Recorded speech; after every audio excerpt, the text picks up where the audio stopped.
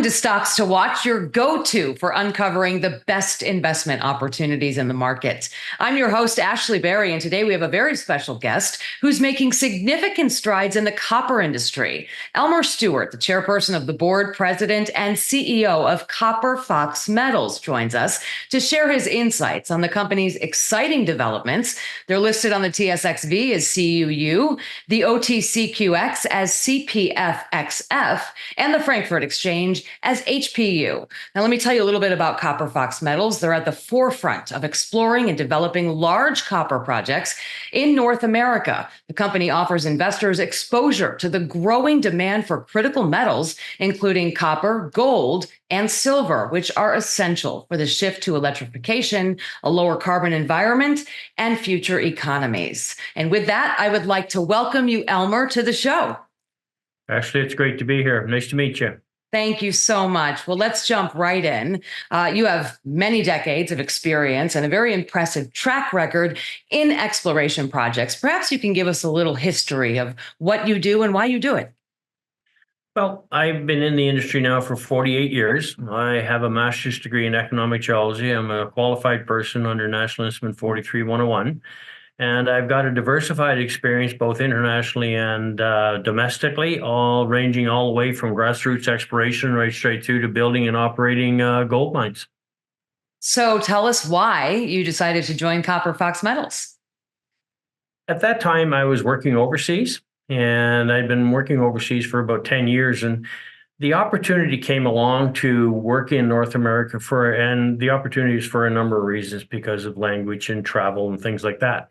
But the idea, it was a company that needed some help, and I thought my experience, both internationally and domestically, would help them from a technical standpoint, and also my background experience in businesses and working with companies and joining with the new management, not necessarily the new management group, but the new board of directors that came in 2009. So yeah, I looked at it, liked it, and have been very pleased with my decision ever since. Yeah, and I'm sure the team around you is very pleased to have you there, especially with your impressive track record. Also, many promising projects in your portfolio. So how did these projects really meet your selection criteria? The first project was here when I arrived, and it was called the Schaft Creek Project. And, we worked that into a joint venture with Teck Resources, and that's worked out exceptionally well for us. Now, Teck is a big company. Schaft Creek is a big project. And big projects need big companies with the operating expertise, the technical expertise, and the financial expertise to take them through to a position where they could either sanction the project. The other four projects were ones we acquired in Copper Fox. How they fit our selection process was they're in geopolitically stable areas. They're in Canada and the United States. They're in proven mining districts. And they are all fit the criteria of large porphyry copper systems, with the exception of the Dyke Project, which is an in-situ copper recovery project. And it's, those will be mid-tier producers if they come online.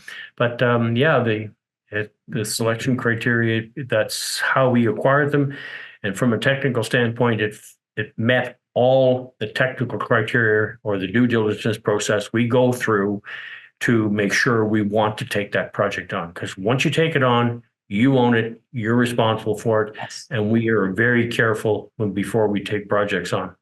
Yeah, I like how you mentioned that, being the owner of the project, having that responsibility, accountability. So it sounds to me like there's 5 different projects. Is that correct? That is correct. Okay. Go ahead. Yes. No, I was just going to ask, which one of these projects is really at the most advanced stage right now? Our project portfolio consists of 2 advanced stage projects. One is the joint venture with Teck Resources, and that's being operated, the Schaft Creek Project being operated by Teck. The second advanced stage project is our in-situ copper recovery project called Van Dyke. It is classified as an advanced stage project. It's in Arizona. And we have 3 exploration stage projects. One is at the resource stage, and two are at the exploration stage. Fantastic. So you talk about the great state of Arizona. I had the Privilege of living there. I absolutely love that state. Maybe you could kind of explain where it is in there. And also, I'm interested to hear about the community and sort of the support and partnership perhaps you're getting from there. But the Van Dyke Project is located in the Miami Gold Mining District, and it has about a plus 100-year history of mining, and the people in that area are very proud of their mining history. Mm-hmm. And so far, they've been very supportive of our Van Dyke Project. And we find the same at Florence, where we work sometimes for Mineral Mountain, same at a Mammoth, which had the big San Manuel Kalamazoo deposit located there. So yeah, the people are very supportive. They're very proud of their mining history, and we find that helps us quite a bit in moving forward our projects. That's fantastic. You just took the words right out of my mouth, which is what I was going to say, is that if you don't have that sort of collaboration or that support, it's hard to be successful. And you're obviously very successful with what you do and that support. So you, as a very experienced geologist, I would love to hear more about your approach to exploration and really what differentiates the company from the peers. Well, Copper Fox is in actually a very specific peer group within the junior resource sector. A lot of companies are looking for copper, but there's very few of us that have actually reached the stage with the assets that Copper Fox has in its portfolio. And we've got a great balanced portfolio of projects. We've got 3 projects with resources on them. We've got substantial amount of copper, moly, gold, and silver on our balance sheet. So we built out a fairly what we think is a great portfolio, and that's what sets us apart. Now, how we do the exploration, we do it pretty much like everybody else does, I believe. It all starts at the ground. What's the geology telling you? Does it support the model you're looking for? Because we focus only on porphyry copper systems, because that seems to be what our clients are looking for. And we qualify our clients as the intermediate and senior copper producers, because they're the ones we'll be looking for down the road to sell the projects to. After the pre-feasibility stage is done or something like that. And we look at, you look at the geology, what's it telling you? You look at the alteration, what's it telling you? You look at the geochem, what's it telling you? Are the rocks conducive? Are they not conducive? And you can do these with geochemistry exploration. Then you go to the geophysical phase of the exploration. Certain geophysical surveys are akin to porphyry coppers. If that gives you a yes, and then typically you move the project to the drilling stage, like where we're at right now. We're working with BLM to get a drilling permit for our Mineral Mountain project. And if you make a discovery, well, that's a very, very important thing to do, but it's a long way to go from a discovery hole to printing a mineral resource. But at least you have moved the project to the other technical stage. And it's a very, it's not hard. You just have to be patient, and you really just need to do your homework to make sure you know what you're getting before you make the next step. Excellent advice. And, speaking of moving the project forward, you did touch on Teck Resources. I'm curious as to how Teck Resources supports you in your efforts to really advance the Schaft Creek project.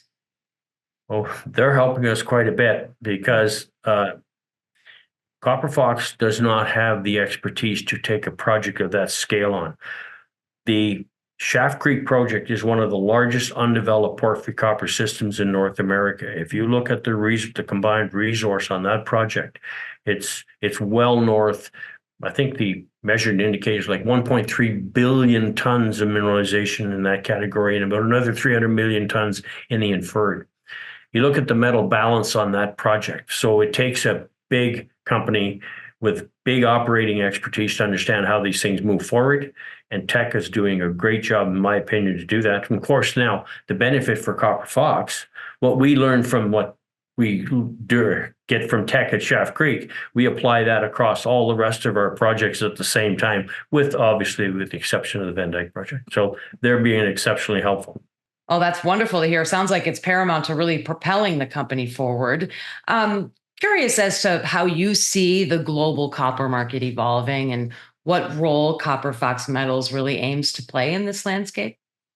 Well, I think over the next year, you're going to see a lot of frothiness in the price of copper up and down. Primarily, is China expanding, or is it not expanding?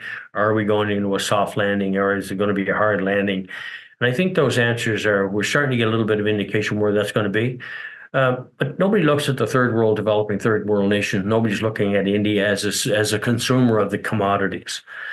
I've always said in interviews that I'm not worried about the demand side because I think the demand side will take care of itself. I think one of the biggest issues that society needs to understand here, they're asking the copper industry to do something that, as I see it right now, if the demand increases the way it is, or even if it's 25% of the demand increases to what they're forecasting, I don't think the industry is going to be in a position to be able to supply that copper for the needs, the forecasted needs going out into the future. So a supply chain issue is what you're saying. It's a supply chain issue. It's also that, they're spending a lot more money in exploration, but they're not making the discoveries. And the biggest issue I think that's facing the copper space is we relied on 4 or 5 districts to produce the copper for consumption for whatever needs. And that's for them in the last 50 to 75 years. Now, those centers are getting down to the end of their useful lives. Now, clearly higher prices will allow them to extract a little bit more of copper out of it. But that's a finite resource.